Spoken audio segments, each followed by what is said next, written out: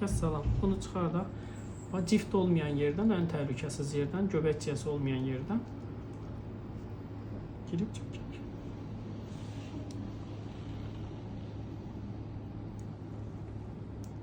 Keçdi stresi? Niyə? Qorxağam mən biraz. Tamam. Əlimi basma.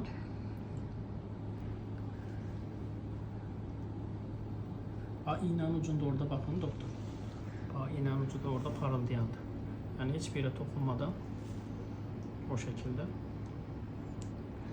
Tamam, bir ikinci şpris alır yeterli. Все, ikinci şpris alırım, o kadar. Özünüzü qorxuzursunuz sadece. Yani öyle bir ağırlı bir işlem değil. Yani ay ərzində 30'a yaxın edirik bunu.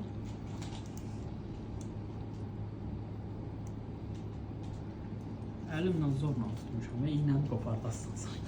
Allah haqqı. Yavaş yavaş kolunu tartın.